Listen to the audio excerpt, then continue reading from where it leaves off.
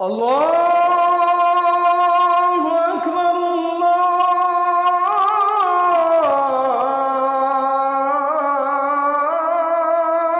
আকবার। আলোচনা আমাদের হাজারো মসজিদে যে সব নিয়ম চলছে তার অনেকাংশে বিপরীত হবে বলে আমরা অনুমান করছি। যা রাসূল সাল্লাল্লাহু আলাইহি সাল্লামের নিয়ম, বিপরীত হলে কিছু করার নাই। বলছিলাম, আল্লাহ তাআলা বলেন, ওয়াস্তাঈনু বিস-সাবরি ওয়াস-সালাহ।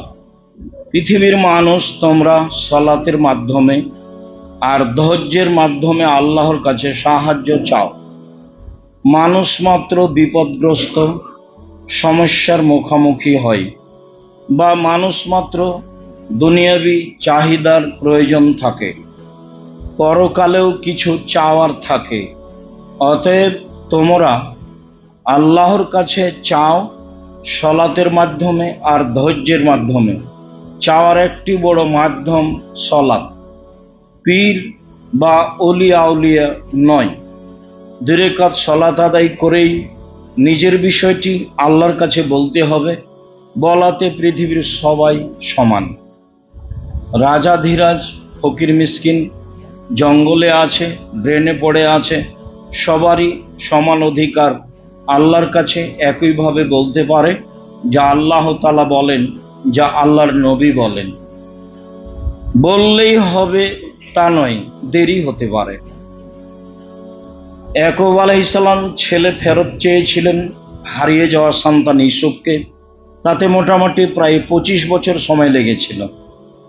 মুহাম্মদ সাল্লাল্লাহু আলাইহি সাল্লাম খুব বিপদগ্রস্ত হয়ে অপমানজনক অবস্থায় দোয়া করেছিলেন।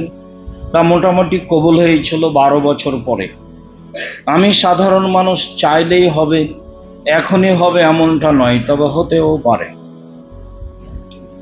সম্মানিত দ্বীনী ভাই বোন, চাইতে হবে ধৈর্যের মাধ্যমে, সালাতের মাধ্যমে। আল্লাহ তাআলা বলেন, কাদ আফলাহাল মুমিনুন আল্লাযীনা হুম ফি সালাতিহিম খাশিউন। যারা ভয় ভীতি নিয়ে ভালো করে সালাত আদায় করলো, তারাই সফল হলো। সালাত আদায় করে সবাই সফল হবে এ কথা নয়। সালাত যদি রাসূলের সাথে মিল না খায়, নিয়ম কানুনে মিল না খায়, তাহলে সালাতই কবুল হবে না। তা একাধিক দিন শুনেছি, সময়ের গতিতে আরো শুনব ইনশাআল্লাহুল আজিজ। সূত্রা, তালহা ইবনে উবাইদুল্লাহ রাদিয়াল্লাহু তাআলা আনহু বলেন, রাসূল সাল্লাল্লাহু আলাইহি ওয়াসাল্লাম বলেছেন,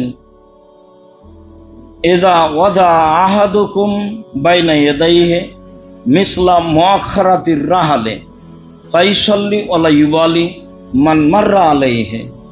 তোমাদের কোনো ব্যক্তি যদি বাহিরে কোথাও সালাত আদায় করে আর সে যদি সামনে সূত্রা ব্যবহার করে, তাহলে সে সালাত আদায় করবে। সামনে দিয়ে কে গেল না গেল তার কোনো পরোয়া নেই। হাদিস বুখারী মুসলিম। অত্র হাদিসে বোঝা যায় যে সূত্রার বাইরে দিয়ে কেউ গেলে আমার আপনার সালাতের কোনো সমস্যা নেই। হাদিস বুখারী মুসলিম। বাহিরে কোথাও সালাত আদায় করলে সূত্র ব্যবহার করতে হবে। তালহা ইবনে উবাইদুল্লাহ রাদিয়াল্লাহু তাআলা আনহু বলেন, কুন্না নুসাল্লি, আমরা সফরে সালাত আদায় করতাম। আদ-দাওয়াব তামুরুনা বাইনা ইয়াদিনা, আর আমাদের সামনে দিয়ে পশু প্রাণী, আমাদের প্রাণী, অন্যান্য পশু প্রাণী সামনে দিয়ে পার হতো। বিষয়টি কেমন হচ্ছে বলে যুকেরা লে রাসূলিল্লাহ সাল্লাল্লাহু আলাইহি সাল্লাম জালেকা, রাসূলের কাছে পেশ করা হলো। আমরা সফরে সালাত আদায় করি, আমাদের সামনে দিয়ে পশু প্রাণী যায়। তখন রাসূল সাল্লাল্লাহু আলাইহি সাল্লাম বললেন, শোনো, ইযা কানা বাইনা ইয়াদাই আহাদিকুম মিসলু মুআখারাতিল রাহালে ফালা ইয়াদুররু মান মাররা বাইনা ইয়াদাইহি। তোমাদের কারো সামনে যদি থাকে উটের পিঠে হাওদা বাঁধার জন্য যে অর্ধ হাত পরিমাণ বা এমন কাছাকাছি একটি লাঠি ব্যবহার করা হয়। এই পরিমাণ একটি লাঠি যদি সামনে থাকে তাহলে তোমাদের সলাতের জন্য কোনো সমস্যা নেই, সামনে দিয়ে যেই যাক না কেন। অত্র হাদিসে বোঝা যায় রাসূল সাল্লাল্লাহু আলাইহি সাল্লাম সূত্রা ব্যবহারের জন্য আদেশ করলেন। আব্দুল্লাহ ইবনে ওমর রাদিয়াল্লাহু তাআলা আনহু বলেন, কানা নবী সাল্লাল্লাহু আলাইহি সাল্লাম ইয়াগদু ইলাল মুসাল্লা, আল্লাহর নবী ঈদের সালাতের জন্য মাঠে যেতেন। ঈদের সালাতের ব্যাপারে আমরা বলেছি, অনেক বলেছি। আজকের জন্য এতটুক যে ঈদের সালাত মাঠে, খোলা মাঠেই পড়তে হবে।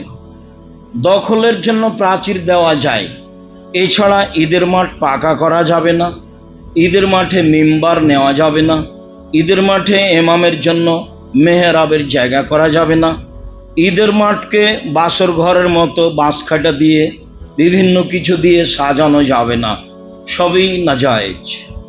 তাতে বলা হয়েছে আল্লাহর নবী মসজিদে নববীর উপর দিয়ে পায়ে হেঁটে গিয়ে প্রায় 500 গজ দূরে গিয়ে খোলা মাঠে সালাত আদায় করলেন।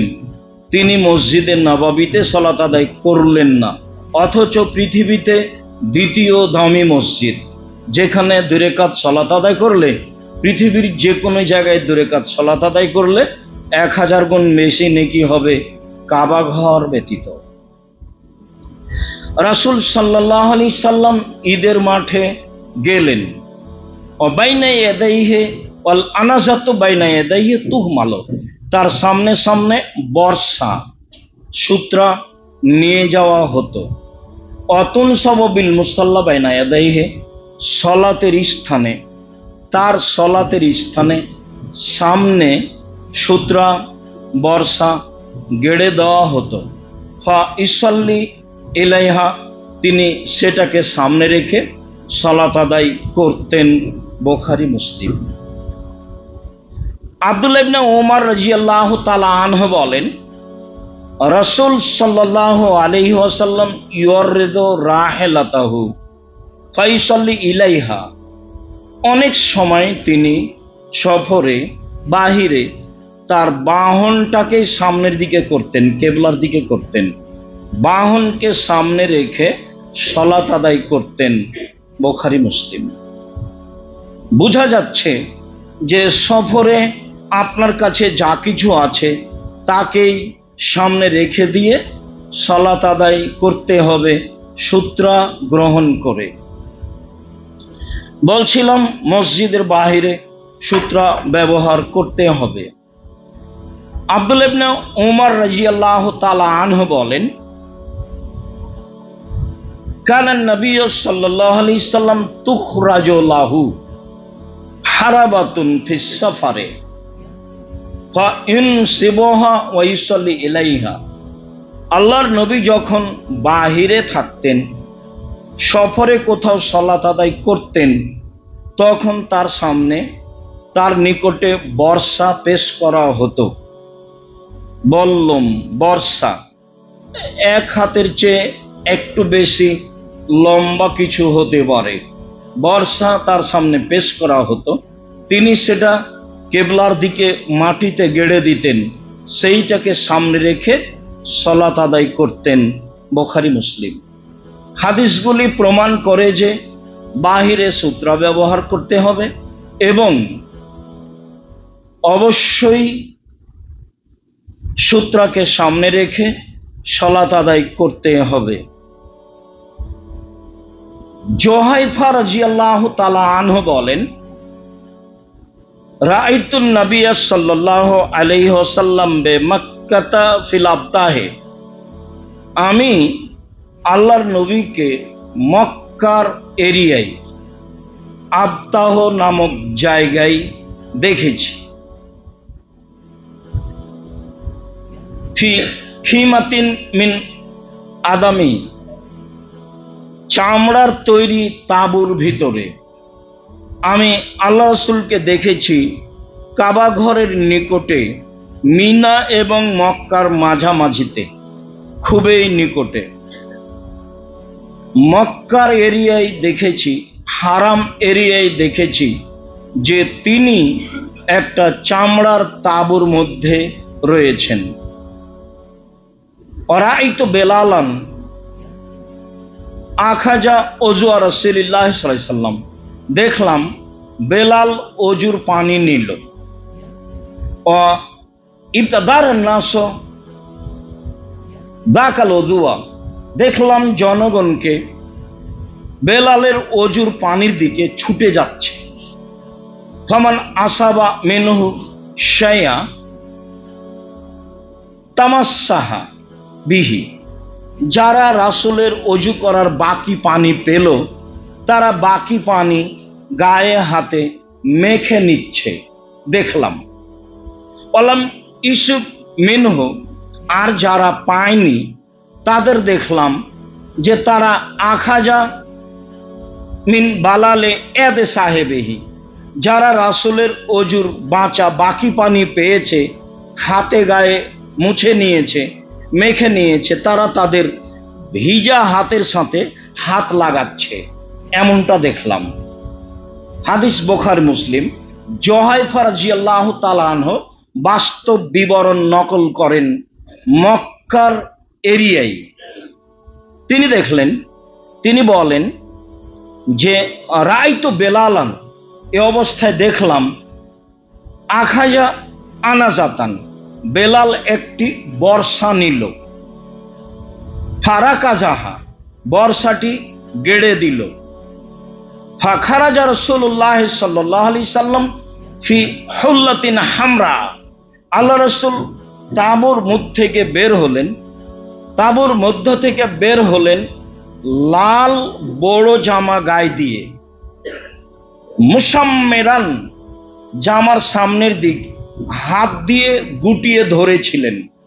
বাস্তব নকল করছেন আল্লাহ নবী কিভাবে ওই চামড়ার তৈরি খিমার মধ্যে থেকে, তাঁবুর মধ্যে থেকে বের হয়ে আসছেন। ফাসাল্লা এলাল আনাজাতে, তিনি বর্ষাকে সামনে রেখে সালাত আদায় করলেন বিন্নাসে, জনগণকে নিয়ে রাকাতাইনে 2 রাকাত সালাত। তা ছিল কসর। তিনি মদিনা থেকে এসেছেন, মক্কার ভিতরে নন, বাইরে, তবে হারাম এরিয়ায় তিনি 2 রাকাত সালাত আদায় করলেন। অন্য বর্ণনায় এসেছে আর জোহরা ওয়াল আসরা, জোহরের 2 পড়লেন, আসরের 2 পড়লেন। পরের অংশে তিনি বলছেন ওয়ারাইতু নাসা ওয়াদ দাওয়াবা ইয়ামরুনা বাইনা ইয়াদিল আনাজা, কত মানুষ পশু প্রাণী সব ওই বর্ষার ওই দিক দিয়ে পিছন দিয়ে যাচ্ছে। হাদিস বুখারী মুসলিম। বলছিলাম হারাম এরিয়াতে মসজিদের বাহিরে তিনি সূত্রা ব্যবহার করেন। তিনি মুসাফির হিসাবে জোহর আসর 2 রাকাত সালাত আদায় করেন। অজুর পানি বেঁচে গেলে সাহাবীরা তা গায়ে হাতে মেখে নিতেন। অত্র বুখারী মুসলিমের হাদিস প্রমাণ করে তা কল্যাণের জন্য। এর অর্থ এই নয় যে কোনো পীর ফকিরের অজুর অবশিষ্ট পানি আপনি নেবেন তাতে বরকত রয়েছে, এমনটা কোনো সাহাবী তাবির দেখা যায় না। উমারেরই যদি না চলে তাহলে আপনার কেমনে চলে? বুখারীর একটা হাদিস আছে যে আল্লাহ রাসূল উটে উঠেছিলেন, পিছনে স্ত্রী সাফিয়া ছিলেন, উটটা উষ্টা খেয়ে গেল, আল্লাহ রাসূল একদিকে গিয়ে পড়লেন, সাফিয়া আরেক দিকে গিয়ে পড়ে গেলেন। সাহাবী আবু তালহা বলছেন আমি রাসূলের কাছে দৌড়িয়ে গেলাম, তিনি বললেন আমার কাছে এসেছো কেন? দেখো সাফিয়ার অবস্থা। আমার কাছে যে কাপড় ছিল সে কাপড় আমি সাফিয়ার গায়ে চাপিয়ে দিয়ে আমি তাকে উঠানোর চেষ্টা করলাম। তো ছেলেরাকে বলছি দেখো তো পীর সাহেবের মর্যাদা বেশি না রাসূলের মর্যাদা বেশি? রাসূল তো উটের উপর থেকে পড়েই গেলেন। রাসূল মানুষ, ঘটতেই পারে, ঘটাই স্বাভাবিক। তাহলে কি তুমি বলবা যে পীর সাহেব হলে উটের উপর থেকে পড়তেন না? কথাও তো ঠিক। জায়নামাজ বিছিয়ে যদি পদ্মা মেঘনা সাগর পার হয়ে যেতে পারে জায়নামাজে বসে, তাহলে উটের উপর থেকে পড়ে যাবে, এটা ভাবাই যায় না। শুনুন, ধর্ম পাগল নয়, ধর্ম একজনের কথা দিয়ে চলে, যার নাম মোহাম্মদ সাল্লাল্লাহু আলাইহি সাল্লাম। মসজিদের বাইরে সূত্রা ব্যবহার করতে হবে, এ কথাই ঠিক। আবু জোহাইম রাদিয়াল্লাহু তাআলা আনহু বলেন, জোহাইম ইবনে আব্দুল্লাহ রাদিয়াল্লাহু তাআলা আনহু বলেন, রাসূল সাল্লাল্লাহু আলাইহি সাল্লাম বলেছেন, লা ইয়ালামুল মারু বাইনা ইয়াদাইল মুসাল্লি লা কানা আন ইয়াকিফা আরবাইনা খায়রান লাহু মিন ইসলামা ইয়াদাইহি। মানুষ যদি জানতো যে মুসল্লির সামনে দিয়ে পার হলে মাজা আলাইহি কি পাপ হবে, এমনটা জানলে সে 40 অপেক্ষা করত। আবুল নাজর বলেন, আমি বলতে পারছি না আল্লাহ রাসূল 40 বছর বললেন, না 40 মাস বললেন, না 40 দিন বললেন। কাব ইবনে আহবার রাদিয়াল্লাহু তাআলা আনহু বলেন, লাউ ইয়ালামুল মারু বাইনা ইয়াদাইল মুসাল্লি মাজা আলাইহি লাকানা ইউকসাফা খায়রান লাহু মিন আয়ামুররা বাইনা ইয়াদাইহি। মানুষ যদি জানতো যে সালাত আদায়কারীর সামনে দিয়ে পার হয়ে গেলে কি হবে, তাহলে মাটিতে ধসে গেলেও সামনে দিয়ে পার হতো না। তাহলে সামনে দিয়ে চলে যাওয়া অপরাধ। হজ করতে গেলে বোঝা যায় যে সামনে দিয়ে যাওয়া কোনো অপরাধ নয়, সবাই তো যাচ্ছে। অনেক সময় মানুষ সিজদায় আছে, তার উপর দিয়ে চলে যাওয়া অপরাধ। তো 2-1 দিন যখন দেখলো যে সবাই যাচ্ছে, তখন এও মনে করছে যাওয়া যায়। কিছুটা বেকায়দা থাকে, সেটা ভিন্ন কথা। কিন্তু হারাম হোক, মসজিদে নববী হোক, পৃথিবীর যে কোনো জায়গায় হোক না কেন, সামনে দিয়ে পার হয়ে যাওয়া, একদিক থেকে আর এক দিকে চলে যাওয়া নেহায়াত অন্যায়, বড় অপরাধ। 40 বছর প্রয়োজনে অপেক্ষা করতে হবে। 40 বছর কি আর অপেক্ষা করা লাগে? কথাটি শক্তভাবে বলা হয়েছে। মাটির নিচে ধসে গেলেও, মাটিতে ধসে গেলেও যাবে, কিন্তু মুসল্লির সামনে দিয়ে যাবে না। এভাবে রাসূল সাল্লাল্লাহু আলাইহি সাল্লাম বলেন। বুঝছিলাম সামনে দিয়ে যাওয়া কেমন অপরাধ, এবং মসজিদের বাহিরে সূত্র ব্যবহার করতে হবে, যা রাসূল সাল্লাল্লাহু আলাইহি সাল্লাম নিজে করেছেন, করতে বলেছেন। এভাবে আমল করার চেষ্টা করব ইনশাআল্লাহ। আল্লাহুম্মা সাল্লি আলাইহি, আল্লাহুম্মা বারিক আলাইহি।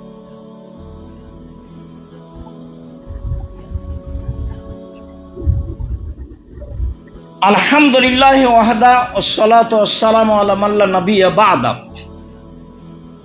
আবু সাঈদ খুদরি রাদিয়াল্লাহু তাআলা আনহু বলেন, রাসূল সাল্লাল্লাহু আলাইহি ওয়াসাল্লাম বলেছেন, ইজা সাল্লা আহাদুকুম ইলা শাইইন ফায়াসতুরুহু মিনান নাস। কোন মানুষ যদি বাহিরে এমন কিছু রেখে সালাত আদায় করে যা দিয়ে সেটা মানুষের জন্য অন্তরাল হয়ে যাবে। এবার শাইইন শব্দ আল্লাহ রাসূল ব্যবহার করেছেন। তা কাপড় হোক, তা লাঠি হোক, তা চশমা হোক, তা মোবাইল হোক, তা আরো কিছু হোক, যেটাই হোক না কেন, কোনো কিছুকে সূত্রা হিসাবে ব্যবহার করা যায়, এ কথা আল্লাহ রাসূল বলেন। পরে আল্লাহ রাসূল বলেন, মান আরাদা আহাদুন, এই যে আরাদা আহাদুন ইয়াস্তাজা বাইনা ইয়াদাইহি। এখন কেউ যদি তার সামনে দিয়ে চলে যেতে চায়, তার মাঝে আর সূত্রার মধ্য দিয়ে চলে যেতে চাই, তাহলে ফালিয়াদফাহু, সে যেন তাকে ঠেকায়, বাধা দেয়, হাত দিয়েই বাধা দিবে। বাধা দেওয়ার সেখানে আর কি থাকতে পারে?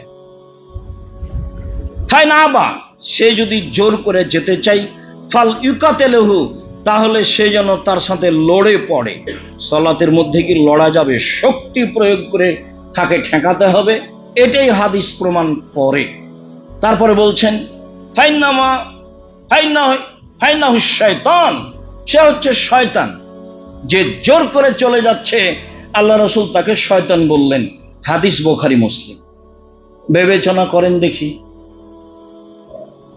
প্রথমে তিনি বললেন সূত্রা ব্যবহার করতে হবে যে কোনো কিছু দিয়ে, তবে দাগ টেনে নেওয়ার প্রমাণে হাদিস ঠিক নয়। এভাবে দাগ দেওয়ার হাদিস পাওয়া যাবে, সে হাদিস ঠিক নয়। কোনো কিছু রাখতে হবে সাই, কোনো কিছু রাখতে হবে সূত্রা হিসাবে জরুরি। সূত্রা এবং আপনার মধ্য দিয়ে কেউ চলে গেলে তাকে হাত দিয়ে বাধা দিতে হবে, তারপরেও চলে গেলে সম্ভবপর তাকে ঠেকানোর চেষ্টা করতে হবে। আদেশ, আপনি স্বাভাবিকভাবে বসে থাকবেন ও চলে যাবে, এই সুযোগ দেওয়া হবে না। আপনি চক্ষু বন্ধ করে সালাত আদায় করবেন, এটাও নয়, চক্ষু খোলা থাকবে। একদিন বললাম তো, কবে যেন বললাম যে করোনার কথা যখন এসেছিল, আল্লাহ রাসূল টাকনোর নিচে কাপড় রাখতে নিষেধ করেছেন আর মুখ ঢেকে সালাত আদায় করতে নিষেধ করেছেন। তখন বলেছিলাম যে ওই সালাতের সময় মাস্ক ব্যবহার করা যাবে না, যাবেই না, যা হবে হবে। তখন তো বলেছি মাস্ক দিয়ে ভাগ্য বাড়াতে রাজি নই। এখন ব্যবহার করেন, ধুলাবালি আছে, আবর্জনা আছে, অনেক কিছু আছে। তাকদীরের পরিবর্তন ঘটাতে রাজি নেই নিজেকে, নিজের কোনো কর্ম দিয়ে। এসেছি যেতে হবে এই বলে কোনো কিছু দিয়ে ভাগ্যকে বাড়াতে রাজি নই। বলছিলাম সম্মানিত দ্বীনী ভাই বোন, অত্র হাদিসে বোঝা যায় সূত্রা ব্যবহার করতেই হবে। আপনার মাঝ দিয়ে সূত্রার মধ্য দিয়ে কেউ চলে গেলে তাকে হাত দিয়ে ঠেকাতে হবে, জোর করে চলে গেলে সম্ভবপর শক্তি প্রয়োগ করে ঠেকাতে হবে। এরপরে যদি সে চলে যায়, আল্লাহ রাসূল তাকে শয়তান বলেছেন। হাদিস বুখারী মুসলিম। অবশ্যই আপনি বিষয়টি বিবেচনায় নিয়ে আসবেন বলে আমরা আশা করি। আবু হুরায়রা রাদিয়াল্লাহু তাআলা আনহু বলেন, রাসূল সাল্লাল্লাহু আলাইহি সাল্লাম বলেছেন, তাকতাউ সালাতা আল মারাতু আল হিমারু আল কালবু। তিন শ্রেণীর কিছু মানুষের সালাতকে নষ্ট করে দেয়। এক, মহিলা। দুই, কুকুর। তিন, গাধা। এই তিনটে কিছু যদি আপনার সামনে দিয়ে যায় তাহলে সালাত নষ্ট হয়ে যায়, এ কথা রাসূল সাল্লাল্লাহু আলাইহি সাল্লাম বলেন। হাদিস বুখারী মুসলিম। অত্র হাদিসের প্রতিবাদ আয়েশা রাদিয়াল্লাহু তাআলা আনহা করেছেন। আরো কিছু বলি, তারপরে বিষয়টি স্পষ্ট করব ইনশাআল্লাহ। আব্দুল্লাহ ইবনে আব্বাস রাদিয়াল্লাহু তাআলা আনহু বলেন, রাসূল সাল্লাল্লাহু আলাইহি সাল্লাম বলেছেন, একতাউ সালাতাল কালবুল আসওয়াদ ওয়াল মারআতুল হায়েদ। সালাত নষ্ট করে দেয় কালো কুকুর। কালো কুকুর বিষাক্ত বেশি। সালাত নষ্ট করে দেয় কালো কুকুর, আর সালাত নষ্ট করে দেয় যুবতী নারী। যারা যুবতী তারা সালাত নষ্ট করে দেয়, এ কথা রাসূল সাল্লাল্লাহু আলাইহি সাল্লাম বলেন। এখানে একটা বাক্য বলে রাখি, আরো একাধিক হাদিস এর বিপরীত আসবে। তখন এর সমাধান হলো এই যে আসলে নেকি কমে যাবে, সালাত নষ্ট হবে এ কথা নয়। যুবতী নারী সামনে দিয়ে গেলে আপনার ভিতরে কিছুটা পরিবর্তন আসতে পারে, অন্তরে কিছু জাগতে পারে। কালো কুকুর সামনে আসলে ভয় বা কিছু আপনার অন্তরে জাগতে পারে, তাতে সালাতের একাগ্রতা নষ্ট হবে। সালাতের একাগ্রতা নষ্ট হয় চাদর ঝকমকে হলে, সালাতের একাগ্রতা নষ্ট হয় পাঞ্জাবি নকশাপূর্ণ হলে। আপনার পাঞ্জাবি দেখলে আমিও অবাক হই যে মহিলাদের ব্লাউজের কাপড় দিয়ে আপনি পাঞ্জাবি করলেন কেন? আপনি কি বুঝাতে চাচ্ছেন? আপনাকে পুরুষ পরিচয় দিতে ভালো লাগে না কেন? ছেলে জন্ম নিলে তো বাপ মা খুশি হয়, মেয়ে জন্ম নিলে বাপ মা একটু কেমন কেমন করে। আর আরেকটা হলে দাদি তো বলে বউ তালাক দে ভাই, এ বউ চলবে না, দাদি নানি বলে। তা আপনি তো আপনার পিতার জন্য সন্তান, তো খুব সুখবর, ভালো কথা। মানুষের মতো মানুষে জাতির অন্যায়ের বিরুদ্ধে লড়েন, এই জন্য আপনি সন্তান। মহিলা মানুষ নাকি আপনি? এমন কাপড়ের পাঞ্জাবি করে নিজেকে মহিলা হিসেবে দেখাতে চাচ্ছেন কেন? মাথায় বড় চুল রেখে নিজেকে মহিলা হিসেবে প্রকাশ করতে চাচ্ছেন কেন? দাড়ি চেঁচে নিজেকে মহিলা হিসেবে প্রকাশ করতে চাচ্ছেন কেন? সব সময় বিদ্যা অর্জন করে জাতির সামনে মানুষের মতো মানুষে দাঁড়ানোর চেষ্টা করেন। জীবন বাজি রেখে দুনিয়াতে এসেছি, যে কোনো মূল্যে অন্যায়ের বিরোধিতা করব, সম্ভবপর মরি আর বাঁচি, যতদিন পর্যন্ত বেঁচে আছি ন্যায়ের সাথে থাকবো, অন্যায়ের বিরুদ্ধে থাকবো। এজন্য বিদ্যা অর্জন করেছি। বিদ্যা অর্জন করে ফাঁকি দিয়ে মিথ্যা প্রেসক্রিপশন লিখে ডাক্তার মানুষ আপনি মানুষের পয়সা উপার্জন করবেন, এই জন্য তো আপনি শিক্ষা অর্জন করেননি। আপনার বিদ্যা কেন আপনার জন্য কলঙ্ক হলো? কেন হবে? আপনি নিজেকে মানুষ মনে করেন না কেন? পুরুষ মানুষ নিজেকে মনে করেন না কেন? বলছিলাম তিনি ভাই ও বোন, আয়েশা রাদিয়াল্লাহু তাআলা আনহা বলেন, কানা নবী সাল্লাল্লাহু আলাইহি ওয়াসাল্লাম ইসাল্লি মিনাল লাইলি ওয়া আনা মুতারিজাতুন বাইনা ইয়াদাইহি কাল ইতিরাজিল জানাজা। রাতে আল্লাহ রাসূল সালাত আদায় করতেন আর আমি তার সামনে আড়াআড়ি হয়ে জানাজার মতো হয়ে শুয়ে থাকতাম। জানাজা পড়ায় তখন আড়াআড়ি থাকে না সামনে, আমি আল্লাহ রাসূলের সামনে আড়াআড়ি অবস্থায় শুয়ে আছি, তিনি সালাত আদায় করছেন। এটা বুখারী মুসলিমের হাদিস। আগেরটা বুখারী মুসলিমের হাদিস যে মহিলা সামনে দিয়ে পার হলে সালাত নষ্ট হয়ে যাবে, কুকুর গাধা সামনে দিয়ে পার হলে সালাত নষ্ট হয়ে যাবে। আয়েশা রাদিয়াল্লাহু তাআলা আনহা বলেন, কুনতু আনামু বাইনা ইয়াদাই রাসূলিল্লাহ সাল্লাল্লাহু আলাইহি সাল্লাম ওয়া রিজলায়া ফি কিবলাতিহি। আল্লাহ রাসূলের সামনে আমি আড়াআড়ি শুয়ে থাকতাম। আল্লাহ রাসূলের সামনে আমি কিবলার দিকে এ করে পূর্ব পশ্চিম হয়ে শুয়ে থাকতাম। এটা আগের হাদিসের বিপরীত। আমার পা দুটি থাকতো তার কিবলার দিকে। তাহলে আগের সওয়াব ভিন্ন, পরের হাদিসের সওয়াব ভিন্ন। আমার পা দুটি আছে তার কিবলার দিকে। ফাইজা সাজাদা গামাজানি, তিনি সিজদায় গেলে আমার পায়ের উপরে আঘাত করতেন। ফাকাবাস্ত রিজলায়া, তখন আমি পা দুটি গুটিয়ে নিতাম। ফাইজা কামা বাসাত্তহুমা, যখন তিনি আবার সিজদা থেকে দাঁড়িয়ে যেতেন আমি আমার পা সোজা করে দিতাম। তিনি বলেন, অলাইসা মাসাবি কানাতিল বয়ুত লাইসা ফিহাল মাসাবি, তখন ঘরে আলো ছিল না, ঘর ছিল অন্ধকার। অত্র হাদিস প্রমাণ করে, বুখারী মুসলিমের হাদিস, যে আল্লাহর নবী অন্ধকার রাতে তাহাজ্জুদ পড়তেন। অত্র হাদিস প্রমাণ করে যে আয়েশা রাদিয়াল্লাহু তাআলা আনহা তার মুখের উপরে পূর্ব পশ্চিম কিবলার দিকে পা করে শুয়ে থাকতেন। অত্র হাদিস প্রমাণ করে যে মহিলা মানুষ সামনে থাকলে সালাত নষ্ট হবে না। অত্র হাদিস প্রমাণ করে যে সালাতের মধ্যে স্ত্রী বা এরকম কোনো কাজ করলে সালাত নষ্ট হবে না। মোবাইল চলছে, রিং হচ্ছে, তাহলে বন্ধ করে দিলে সালাত নষ্ট হবে না। হাদিস বুখারী মুসলিম এটাই প্রমাণ করে। আয়েশা রাদিয়াল্লাহু তাআলা আনহা বলেন, কুনতু রাকিদাতান বাইনা ইয়াদাইহি, আমি তার সামনে শুয়ে থাকতাম, ঘুমিয়ে থাকতাম। ওয়া আলা ফিরাশিহি, তার বিছানার উপরে আমি ঘুমিয়ে থাকতাম। অত্র হাদিস আড়াআড়ি প্রমাণ করে। যখন তিনি সালাত শেষ করতেন তখন আমাকে জাগাতেন, আমি উঠে বিতর পড়ে নিতাম। অত্র বুখারী মুসলিমের হাদিস প্রমাণ করে যে তিনি বিতর সালাত রেখে দিতেন, স্বামী তাকে জাগালে তিনি উঠে বিতর পড়তেন, আরো সালাত হয়তোবা আদায় করতেন। অত্র হাদিসে প্রমাণ হয় না। উম্মু সালমা রাদিয়াল্লাহু তাআলা আনহা বলেন, কানা নবী সাল্লাল্লাহু আলাইহি ওয়াসাল্লাম ওয়া আনা বিহিজাইহি নাইমা, আল্লাহর নবী সালাত আদায় করতেন, আমি তার সামনাসামনি শুয়ে থাকতাম।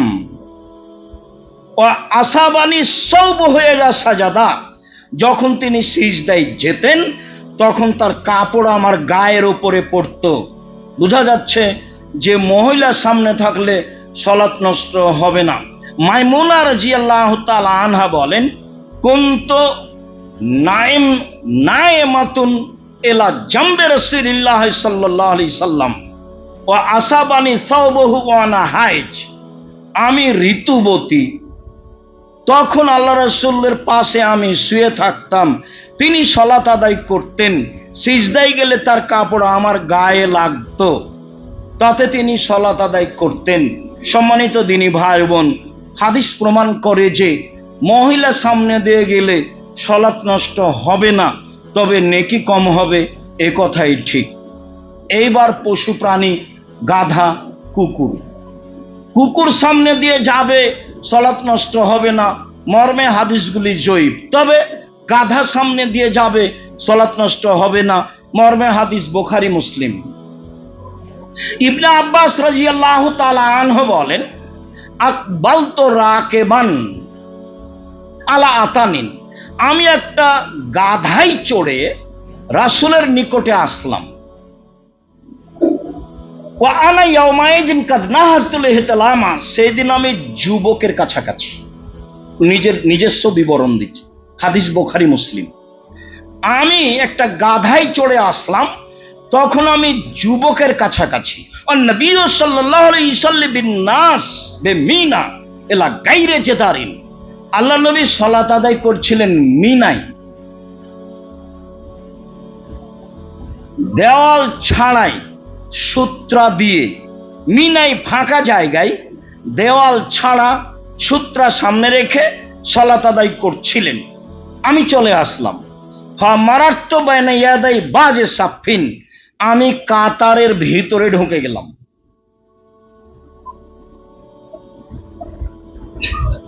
নাজালতো অতারাক্তুল আতানা তারতাও, আমি কাতারের ভিতরে ঢুকে নেমে গেলাম, গাধা ছেড়ে দিলাম, গাধা চড়তে লাগলো।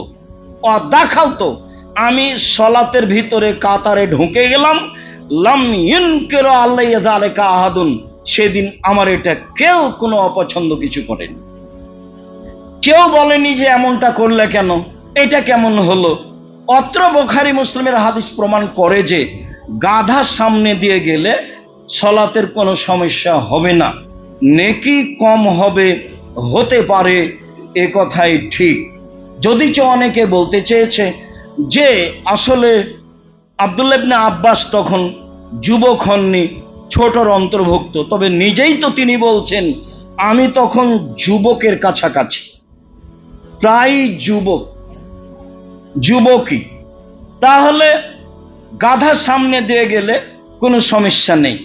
এইবার উনি যে কাতারের মধ্য দিয়ে হাঁটলেন, তাহলে কি হবে? ইমাম বুখারী অত্র হাদিসকে সামনে রেখে বলতে চাচ্ছেন যে সূত্রাতুল ইমামে মান কানা খালফাহু, সূত্রাতু মান কানা খালফাহু, ইমামি সূত্রা হচ্ছে যারা ইমামের পিছনে আছে তাদের জন্য। অতএব ইমামের সামনে দিয়ে যাওয়া নিষেধ, ইমামের সামনে যে সূত্রা আছে তার বাহির দিয়ে যাওয়া জায়েজ। আর কাতারের ভিতরে ঢুকে চলাচল করাতে কোনো সমস্যা নেই। কেন? কাতারের মুসল্লিদের সূত্রা হচ্ছে ইমাম, কাতারের মুসল্লিদের সূত্রা হচ্ছে ইমাম। লাইনে যারা আছে, যত লাইন আছে, সবার সূত্রা হচ্ছেন ইমাম। তাহলে ইমাম এবং পরের যে লাইন আছে এই ভিতর দিয়ে যাওয়া হবে না। ইমামের সামনে দিয়ে যাওয়া নিষেধ। যেহেতু সব মুসল্লির সূত্রা হচ্ছেন ইমাম, আর ইমামের সূত্রা সামনে আছে, কাজেই কাতারের ভিতর দিয়ে ঢুকে কোনো সমস্যা, আপনার কারেন্টের কোনো সমস্যা হচ্ছে, যে কোনো মুসল্লি ভিতরে ঢুকে সেইটা বন্ধ করতে পারে, কোনো কাজ করতে পারে, লাইট অফ করতে পারে, তবে ইমামের সামনে দিয়ে যেতে পাবে না। সে ওদিক দিয়ে ঢুকে কোনো কাজ করতে পারে, এদিক দিয়ে ঢুকে কোনো কাজ করতে পারে, কাতারের মধ্যে দিয়ে ঢুকতে পারে। হাদিস বুখারী মুসলিম। এবার চলে আসি, ইমামের সামনে সূত্রা কত দূরে থাকবে। এখন যা আসছে তা অতীব জরুরি। ইমামের সামনে যে সূত্রা থাকবে, আমার সামনে যে সূত্রা থাকবে তা কত দূরে থাকবে? সাহাল ইবনে সাদ রাদিয়াল্লাহু তাআলা আনহু বলেন, সাহাল ইবনে হাসমা রাদিয়াল্লাহু তাআলা আনহু বলেন, রাসূল সাল্লাল্লাহু আলাইহি সাল্লাম বলেছেন, এজা কানা আহাদুকুম ইলা সূত্রাতিন ফালইয়াদনু মিনহা, তোমাদের কেউ যদি সূত্রাকে সামনে রেখে সালাত আদায় করে তাহলে সে যেন সূত্রার কাছাকাছি হয়ে দাঁড়ায়। ফাইনা শয়তান লা ইয়াক্তাউ সালাতাহু, তখন শয়তান তার সালাতের ক্ষতি করতে পারবে না। তো অত্র হাদিসে কি বোঝা গেল কতটুকু কাছাকাছি? চলেন বুখারী মুসলিমের এক হাদিসে সাহাল ইবনে সাদ রাদিয়াল্লাহু তাআলা আনহু বলেন, কানা বাইনা মুসাল্লা রাসূলুল্লাহ সাল্লাল্লাহু আলাইহি ওয়াসাল্লাম আল জেদার মামারুস সাদ, রাসূলের মুসাল্লা এবং পশ্চিম দেওয়ালের মাঝের মধ্যে জায়গা ছিল একটি ছাগল পার হয়ে যাওয়ার জায়গা। যেহেতু দেশ উট দিয়ে ঘেরা, ছাগল দিয়ে ঘেরা, কাজেই প্রায় পরিমাণ উট ছাগল দিয়ে বুঝানো হয়েছে, সময় আয়াত দিয়ে বুঝানো হয়েছে যে এত আয়াত পড়া যাবে, এই কাজের জন্য এত আয়াত হতে পারে। রাসূল সাল্লাল্লাহু আলাইহি ওয়াসাল্লামের সূত্রা ছিল, সালাতের জায়গা ছিল, যখন তিনি দাঁড়িয়েছেন পশ্চিম দেওয়ালের সামনে, তখন তার মুসাল্লা এবং পশ্চিম দেওয়ালের মাঝে একটা ছাগল পার হতে পারবে এরকম একটা জায়গা ছিল। তাহলে অনুমান করা যেতে পারে 10 ইঞ্চি, 12 ইঞ্চি, 1 ফুট এরকম কাছাকাছি। অবশ্যই আবার কথা নকল করবেন না যে আব্দুর রাজ্জাক সাহেব বলেছেন 1 ফুট, আমি তা বলিনি। আমি বলছি অনুমান করা যেতে পারে একটা ছাগল পার হয়ে যাবে এইরকম। আপনার যখন সিজদা থাকবে, মাথা মাটিতে লেগে থাকবে, তখন সূত্রা এবং আপনার মাথার মধ্যে যে ফাঁকা জায়গা থাকবে একটা ছাগল পার হতে পারবে। হাদিস বুখারী মুসলিম। এবার আমি আর আপনি বিবেচনা করি আমার সূত্রাটা আমার থেকে কত দূরে আমি পুঁতে দিব, গেড়ে দিব। এই হিসাব করে আপনি সূত্রটা রাখবেন, এই হিসাব করে আপনি চেয়ারটা রাখবেন, এই হিসাব করে আপনার খাতা কলম, চশমা, মোবাইল যেটা আপনি সূত্রা হিসেবে ব্যবহার করবেন সেইটা রাখবেন। সম্মানিত দিনী ভাই ও বোন, এবার চলেন মসজিদে পিলারের ভিতরে সালাত আদায় করা যায় কি না। আনাস রাদিয়াল্লাহু তাআলা আনহু বলেন, রাআইতু কিবারা আসহাবে রাসূলিল্লাহ সাল্লাল্লাহু আলাইহি সাল্লাম ইয়াবতাদিরুনা ইলা সাওয়ারি বিল মাগরিবে, আমি দেখেছি বড় বড় সাহাবীকে মসজিদে তারা মাগরিবের সালাতে দৌড়িয়ে পিলারের দিকে যেতেন। মসজিদের পিলার যেখানে আছে, পিলারকে সামনে রেখে সালাত আদায় করতেন। তাহলে পিলারকে সামনে রেখে সালাত আদায় করতেন, কেউ মসজিদে সূত্র ব্যবহার করে সালাত আদায় করতেন, এইটা প্রমাণ হয় না। বুখারী মুসলিম। আনাস রাদিয়াল্লাহু তাআলা আনহু বলেন, কুনতু বিল মদিনা ফায়দা আযানাল মুআদ্দিনু ইবতাদারুস সাওয়ারিয়া, আমি ছিলাম মসজিদে নববীতে, মুয়াজ্জিন আজান দিল লে সালাতিল মাগরিবে, মাগরিবের সালাতের জন্য। আমি মসজিদে নববীতে ছিলাম, মাগরিবের সালাতের জন্য মুয়াজ্জিন আজান দিল, দেখলাম আজান হওয়ার সাথে সাথে মানুষ দৌড়িয়ে পিলারের দিকে যাচ্ছে। ফারাকা রাকাতাইনে, সবাই 2 রাকাত করে সালাত আদায় করলো। মনে হলো আন্না রাজুলাল গরীব লা ইয়াদখুলুল মসজিদা, হঠাৎ যদি অপরিচিত মানুষ এখন মসজিদে ঢোকে, লা ইয়াহসাবু, তাহলে মনে করবে যে আন্না সালাতাকাত সুল্লিয়াত, সালাত হয়ে গেছে, তাই মনে হয় মাগরিবের পরের সুন্নাত পড়ছে। এত মানুষ সুন্নাত পড়ে মাগরিবের সালাতের পূর্বে, মানুষ ভাববে হঠাৎ যদি অপরিচিত মানুষ বাহির থেকে এখন মসজিদে ঢোকে তাহলে ভাববে সালাত হয়ে গেছে, তাই প্রায় মানুষ এখন মাগরিবের পলার সুন্নাত পড়ছে। মিন কাসরাতে মাই ইসাল্লিহিমা, মাগরিবের সালাতের পূর্বে এত মানুষ মাগরিবের সুন্নাত পড়ছে যে হঠাৎ মানুষ যদি মসজিদে ঢোকে তাহলে মনে করবে যে ফরজ সালাত হয়ে গেছে, এখন মাগরিবের পরের যে সুন্নাত সেটা পড়তে হবে। আপনার তো দেওয়ালে লেখা আছে লাল বাতিতে সালাত হবে না। মানে প্রত্যেক জায়গাতে ধর্মকে এমন ভাবে আঘাত করা হয়েছে যা হিসাবের বাইরে, হিসাবে আনতে পারবেন না আপনি। আল্লাহ রাসূল বলছেন বাইনা কুল্লে সালাত বাইনা কুল্লে আযান এনে সালাতুন বাইনা কুল্লে আযান এনে সালাতুন বাইনা কুল্লে আযান এনে সালাতুন লিমান শাআব সালিসা। দুই আযানের মাঝে সালাত আছে, আযান এবং ইকামাতের মাঝে সালাত আছে, আযান এবং ইকামাতের মাঝে সালাত আছে। অত্র হাদিস প্রমাণ করে যে আযান এবং ইকামাতের মাঝে অর্থাৎ মাগরিবের সালাতের পূর্বে 2 রাকাত সুন্নাত পড়া ভালো। অত্র হাদিস প্রমাণ করে যে হাজারো লাখো সাহাবী মাগরিবের ফরজের পূর্বে 2 রাকাত সুন্নাত পড়তেন। অত্র হাদিস প্রমাণ করে যে বড় বড় সাহাবী মসজিদে ঢুকে আযান মাগরিবের আযানের পরপরই তারা একে পিলারকে সামনে রেখে 2 রাকাত সালাত আদায় করতেন। রা উমর রাদিয়াল্লাহু তাআলা রাজুলান ইসাল্লি ইলা সারিয়াতিন, দেখলেন ইসাল্লি বিল মাগরিব, উমর দেখলেন একটা লোক মসজিদে মাগরিবের সুন্নাত পড়ছেন। ফাদনাহু ইলা সারিয়াতিন, তিনি তাকে ধরে পিলারের পাশে করে দিলেন। ফাকালা সাল্লি ইলাইহা, এখন তুমি এখানে সালাত আদায় করো। সম্মানিত দিনী ভাই বোন, জরুরি যে এক অভিনব কায়দায় এক ভিন্ন পদ্ধতিতে মসজিদে সূত্রা ব্যবহার করা হচ্ছে যা জায়েজ নয়। অবাক দৃশ্য যে একজন আর একজনের সামনে সূত্রা রেখে চলে যাচ্ছে। এত সূত্রা সংখ্যা বেশি হওয়া শুরু হয়েছে, মসজিদ সূত্রার কাঠ দিয়ে ভর্তি হয়ে যাবে। আমি আমার দীর্ঘ লম্বা অভিজ্ঞতার কথা বলছি, তবে আমি মানুষ। মসজিদে সূত্রা ব্যবহার করতে হবে এমন কোনো হাদিস আমার অবগতিতে নেই। লম্বা তদন্ত অভিজ্ঞতা নিয়ে বলছি, তবে আমি মানুষ। মসজিদে সূত্রা ব্যবহার করা যাবে না।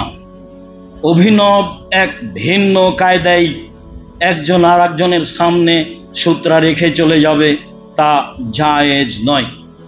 উল্লেখ্য যে হাজারো মসজিদে ঢাকা শহরেই পিলারের মধ্যে কাতার হচ্ছে।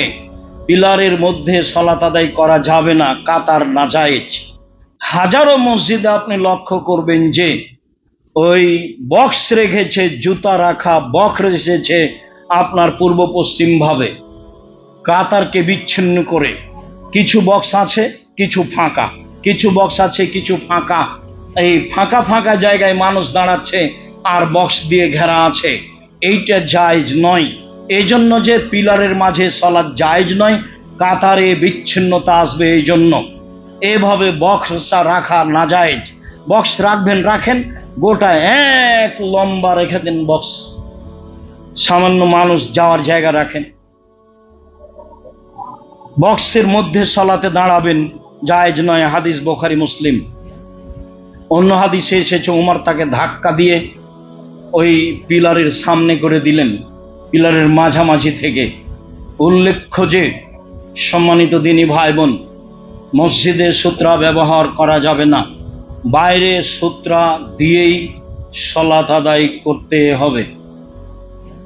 সম্মানিত দিনী ভাই বোন, ইমামি হচ্ছে মুক্তাদিদের সূত্রা। কাতারের ভিড় দিয়ে মানুষ যাতায়াত করলে কোনো সমস্যা হয় না। উল্লেখ্য যে মুসল্লির সামনে দিয়ে যাওয়া মহাপাপ।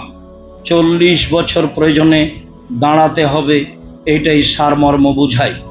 প্রয়োজনে মাটিতে ধসে যাবে, এটাই প্রমাণ বুঝায়। অর্থাৎ যে কোনো মূল্যে যতই কষ্ট সমস্যা হোক সামনে দিয়ে যাবে না।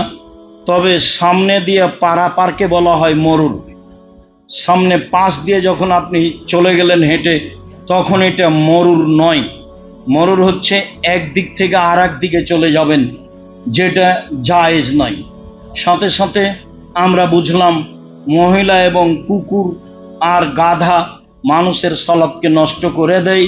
এর অর্থ মূলত সলাতে নেকি কম হওয়া। সম্মানিত দিনী ভাই বোন, অবশ্যই এই আলোচনা গুরুত্ব সহকারে গ্রহণ করবেন। আমি সম্ভবপর চেষ্টা করেছি মানুষ হিসাবে সঠিকটা আপনার সামনে পেশ করতে গিয়ে আমি কোনো মতামত আপনার সামনে পেশ করিনি, কোনো দলের কথা আপনার সামনে পেশ করিনি। আমি সম্ভবপর চেষ্টা করেছি রাসূল সাল্লাল্লাহু আলাইহি সাল্লামের যেটা সিদ্ধান্ত সেটাই। তাতে বলেছি কাবা ঘরে রাসূল সূত্রা ব্যবহার করেননি, মসজিদে রাসূল সাল্লাল্লাহু আলাইহি সাল্লাম সূত্রা ব্যবহার করেননি, সাহাবীগণ করেননি। মসজিদে সূত্রা ব্যবহার করা যাবে না। আপনি নিজের সতর্কতার জন্য পশ্চিম দেওয়ালের পাশে গিয়ে সালাত আদায় করেন, নিজের সতর্কতার জন্য পিলারকে সামনে রেখে সালাত আদায় করেন। অবশ্যই পিলারের মাঝে কাতার বাতিল, পিলারের মাঝে সালাত আদায় করা যাবে না।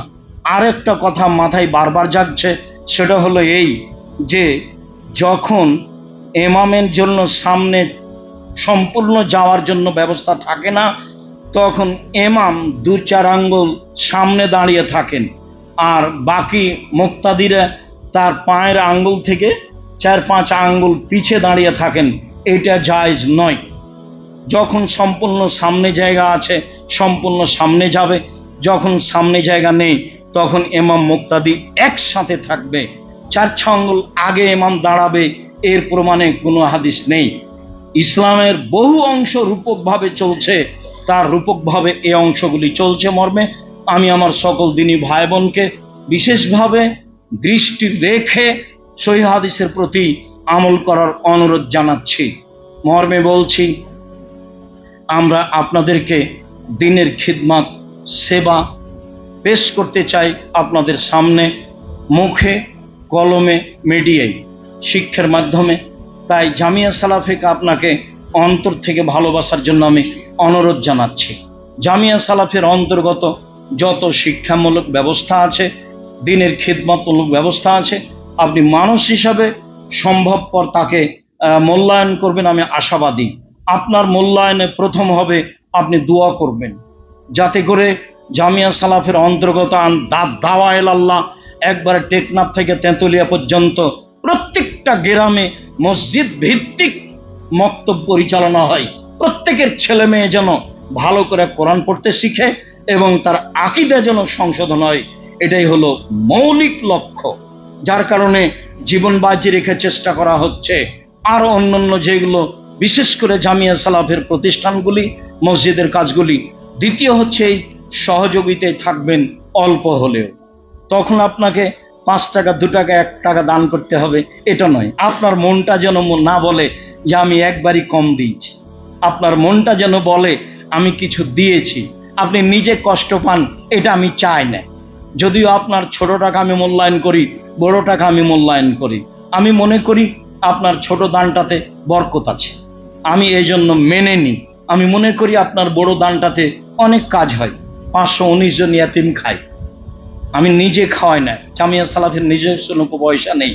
আপনি সহযোগিতা করেন, সেই সহযোগিতায় এই এতিম ছেলে মেয়েগুলি লালন পালন হয়, যা সহজ স্বাভাবিক নয়। প্রায় 40 লাখ টাকা মাসে বেতন লাগে, যেটা আপনার সহযোগিতায় থাকে। এটা ব্যক্তিগতভাবে সহজ নয়। জামিয়া সালাফে কোনো সংস্থা দিয়ে চলে না, কোনো বিত্তশালী ব্যক্তি দিয়ে চলে না, সরকারের অনুদান দিয়ে চলে না, বৈদেশিক অনুদান দিয়ে চলে না। আপনার আন্তরিক দোয়া আর আপনার সাধারণ দান মর্মে আমি আপনাকে অনুরোধ জানাই, দুনিয়ার যে কোনো সমস্যার মোকাবেলা করার জন্য আপনি দানকে সামনে রাখবেন, আপনার পথ সহজ হবে ইনশাআল্লাহ। আল্লাহ রসুলের বাক্যটা দিন রাত বলছি, মনে রাখবেন, আল ইয়াদুল উলিয়া খায়রুম মিন ইয়াদিস সুফলা। দেওয়া হাত ভালো নেওয়া হাতের চেয়ে। কি ভালো? আমার সারা জীবনের সব কাজের জন্য ভালো। বুখারী মুসলিম। এই কথা বলে আজকের খুতবা শেষ করতে যাচ্ছি। আল্লাহ আমাদের যারা মারা গেছে তুমি তাদের কবরের শাস্তি মাফ করো। আমরা যারা অসুস্থ তুমি তাদের আরোগ্য দান করো। আমরা যারা বেঁচে আছি তুমি তাদেরকে তোমার রাসূলের পদ্ধতি অনুযায়ী চলার তৌফিক দান করো। সূত্রার যে পদ্ধতি রয়েছে কষ্ট হলেও সেই পদ্ধতি অনুযায়ী সালাত আদায় করার তৌফিক দান করো। জামিয়া সালাফিকে যথাযথভাবে মূল্যায়ন করার তৌফিক দান করো। সকলের কল্যাণ কামনা করে, আহাল পরিবারের কল্যাণ কামনা করে আল্লাহর কাছে এই জোরালো দাবি দেওয়া রেখে আজকের জুমার খুতবা এখানে শেষ করলাম। আল্লাহুম্মা সাল্লি আলাইহি, আল্লাহুম্মা বারিক আলাইহি। এখানে জায়গা না হলে 8 তলাতে সলাতের জায়গা করা হয়েছে।